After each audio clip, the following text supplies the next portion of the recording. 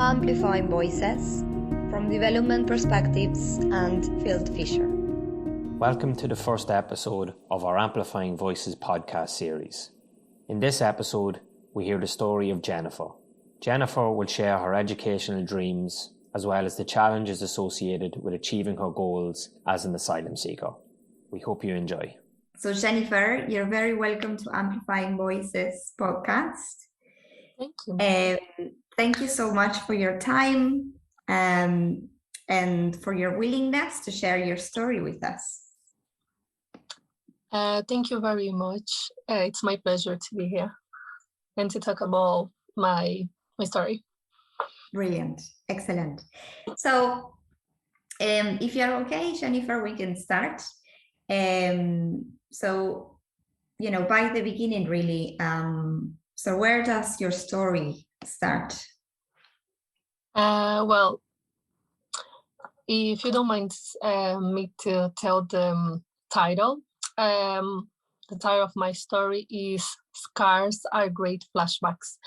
And before going to where the story starts, I would like to begin saying that, yes, I could repeat that scars are great flashbacks because life is hard. But maybe it isn't so hard if we look at the bigger picture of it. So my story started when I left my home country in 2017. And my home country is Angola. But going a bit back, I have always wanted, and I liked to study a lot, and I wanted to graduate when I finished my secondary school. And I used to make plans, lots of plans, and I even used to count how old I would be when I'm in first, second, third, and fourth year of college. And I used to think about finishing my 4 years, doing my degree, doing the master's, PhD, and that was what I was longing for. And life just didn't go as I wanted it to go. And it showed me that things wouldn't happen so easily as I was thinking. So that's where it started. Brilliant. Thank you, Jennifer, for sharing. So it is interesting to hear how life can surprise you when perhaps you're not expecting to. You mentioned that you're a person that likes to plan. You certainly have a whole educational journey planned ahead of you. And you're saying the life didn't go as you planned. So I just want to know a little bit more of that. How did you face that change first, and then what happened after? Right. So after that, I had what we call a call for adventure.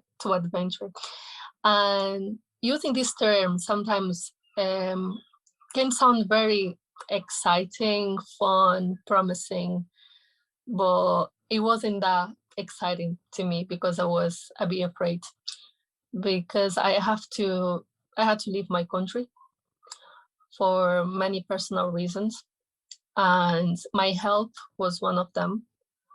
And the other thing was that the biggest challenge was that I had no idea where I was going and how things would be.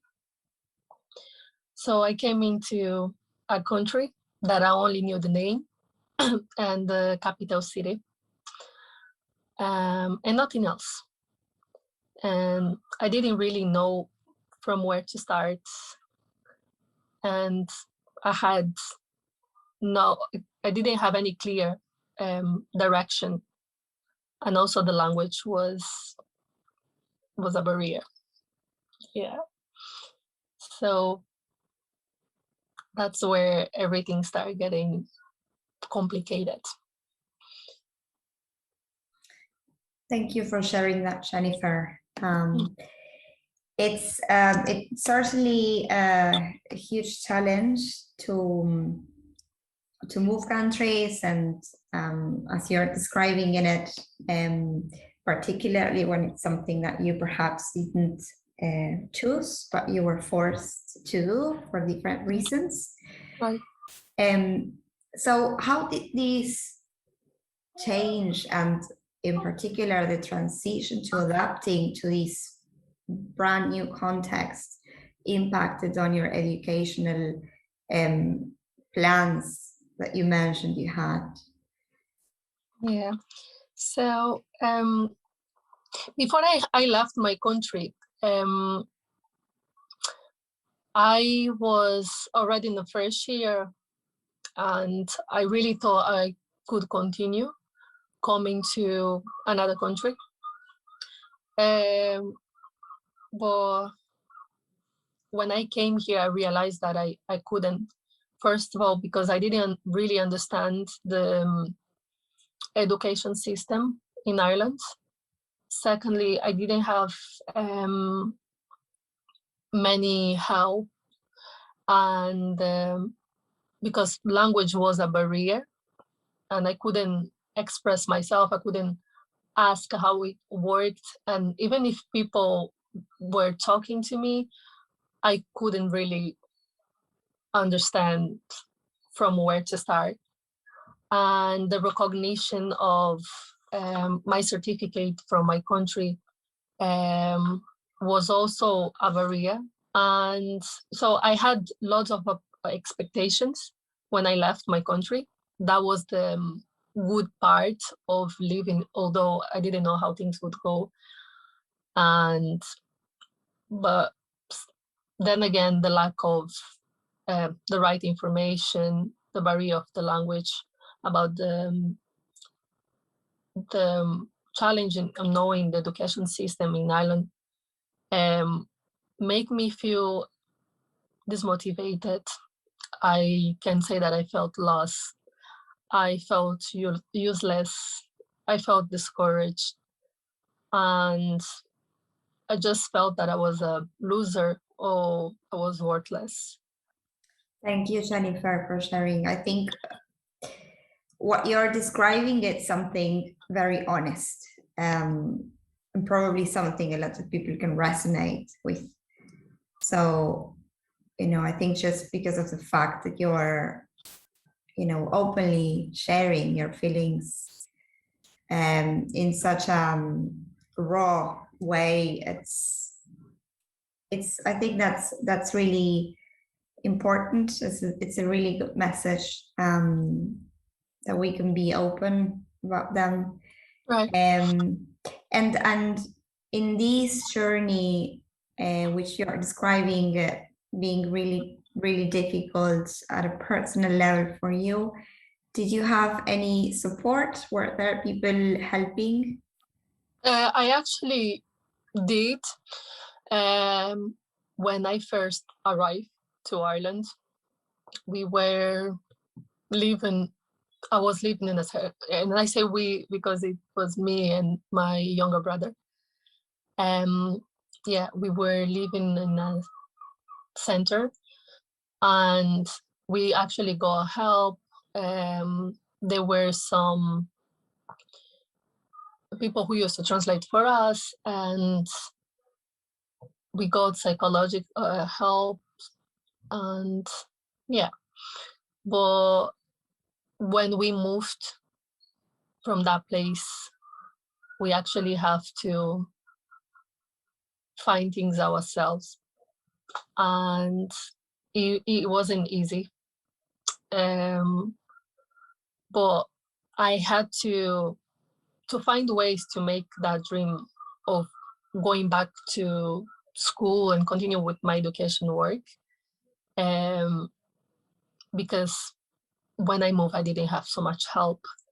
And I'm going to talk about one topic that it's probably not really connected, or it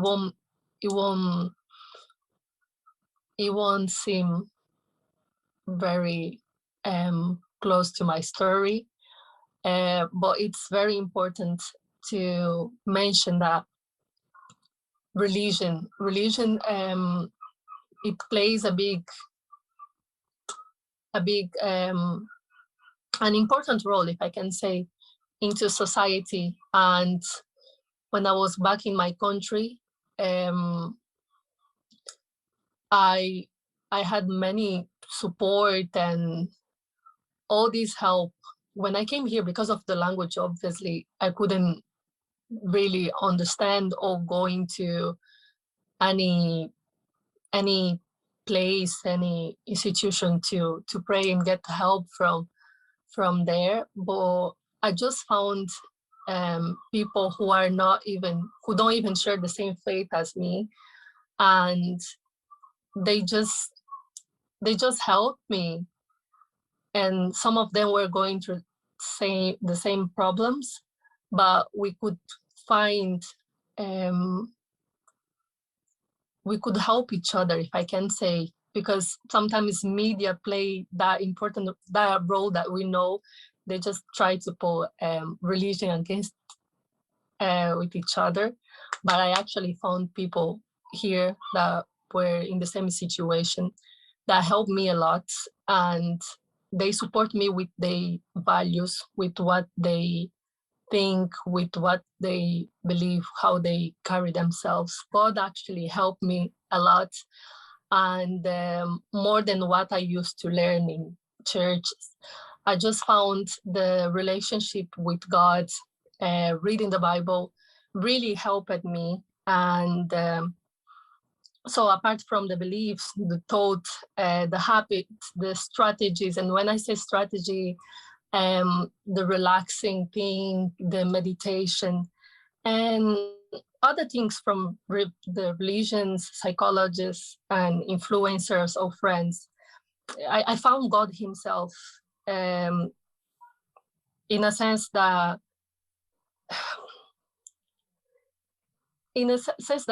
all those all these beliefs that I mentioned above, they can make God seem a little bit far, but I found he close. And getting closer to him, I just understand that I wasn't alone. And some of the things that I learned was to never be afraid, because he's with me and he will always be, and never be anxious, that everything has its own time, that I would get back everything that I lost, and he would direct my path, that I should have faith so I could overcome that. I don't know if what I said made sense to others. Absolutely. It's your story. So yeah, I suppose, who am I to judge what makes or doesn't make sense? But, sharing these different elements of your story, it's really powerful. I think the way you described your situation before, being demotivated, useless, discouraged, worthless, really powerful words that you used really to describe your situation, how you felt. And I just find it so interesting that how you searched for the things that you needed to get back on track, how you searched, for your support system, for you mentioned having neighbors, looking for motivational videos, the faith, which has helped you so much. But I just think it's so interesting that the attitude and your behavior behind of, getting back on track and searching to what you need to get better. Right. Mm-hmm. And can I ask you how? So from perhaps feeling in a very demotivated situation or position to help receive the help that you needed, how did you manage to reconnect with your dream of, you know, educating yourself and going through the educational journey that you were planning to? So after I got back from what God told me that I was, I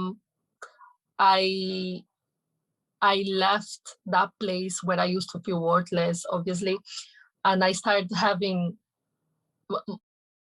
making more realistic expectation, or having more realistic expectation. I started having less fear. I had more strength, focus, more desire to live even. And I started making plans and working with essentially what I had. And because we can only use what we have, we cannot make unrealistic expectations, if I can say. So I started downloading apps on my phone. I came in the summertime, and everybody was obviously on holidays. And again, I didn't understand the system. Didn't know when people would go back to school. And sometimes I would try to find help, and many people were new as well, so they were saying what they knew, but actually they didn't really know. I got many wrong information about school and stuff, so I was like, okay, let me try to improve my language, because this will be the first step for me to know how I can get the other things or give the next steps. So I download apps. I used to watch movies, and I start getting more friendly. Although I used to talk to people before, but they weren't really friends. They were like more like neighbors that are going through the same thing. But I start connecting with people, and I start holding more conversations in English. I was able to understand people, and because sometimes we had to go to hospitals, I had to explain to the doctors what I was feeling, how I was feeling, where was it paining, and so many other things like health history. So I really had to make an effort and leave the translation app aside a little bit, because not so many things used to make sense as well when I used to translate. And so I used to practice the language, and from them I start learning more about the education system. It was good to start learning about all those things, and then there were some other programs where I live to learn English from level 2, level 3, the basic levels. So I put myself into those courses, although many things weren't making sense, and although I had to study with people older than me, because the young people were going to school, to secondary school and all, but I just knew what I wanted. So I went there and I did whatever I had to do. And when I realized I was able to go out and do a higher level than I had, and it was challenging. The first course that I did outside the accommodation where I live was English with business, and I really wanted to only do the English, but I really thought that it would be very hard studying not only English but also business. But the courses that I did in the place that I live really helped me. I did computer classes, the lowest level, level 2 or something, and I had some skills already, but the language was a problem. But when you have the skill and not the language, when it's something practical, we all know that it's kind of easy to do.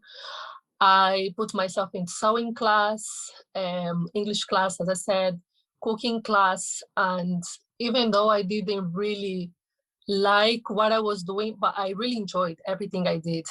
But they weren't my passion. I was just there because I knew that I could learn, like listening to English and being able to reply. It's all I wanted to do. So I put myself into those things, and I tried my best. When I realized I could go out, I started searching for courses outside with high levels, because the place where I live doesn't offer like high levels. So I started my level 5 in English with business, and I was successfully there. Then there was competition that was going on, and I wasn't so confident with my English at the first, but my teacher really motivated me to take part of that, and we wrote a speech, and I won the speech, the Nelson Mandela public speaking competition, and it was just so good. I felt very, very happy. Then I did another course in another college in legal studies, financial and legal services. Yeah. And then I did another level 5 again. And here I am, and I'm going to university this year. And all the small things that I did, all the certificates that I got, they really helped me to get where I am going now. And that this makes me feel so good. It's wonderful to hear your journey, Jennifer, because Thank you. I think it's really impressive, the amount of things you studied and you learned from zero. Yeah. I think the determination and consistency that you had throughout this journey really made the difference. You knew what you wanted, and you really tried your best, as you described. So thank you for sharing. And I feel I must ask, looking back, what do you think it's the lesson you learned? And what would you like to share to the people listening to the podcast? What's the lesson that you've learned going through this process? Well, I learned that sometimes we can plan our whole life or part of it, but many challenges can come along. They can come along the way. But however, if we truly believe in ourselves, if we truly want to do something, if we have dream, and if we really want to achieve, these challenges they will become, or they can become, the tools that you can build your castle, if I can say. And I realized that my story is not finished yet, my story of life, obviously, but I can already see that all those things that made me, put me down, if I can say, they are lifting me up. And I can realize that even though life is hard, even though we plan life, we can always raise, we can always get up. And I also learned that life is not always about winning, or maybe never about winning, although sometimes we win in some parts of our lives, in some parts that we want to do. But I like to think that life is not about winning. It's about going up and going down.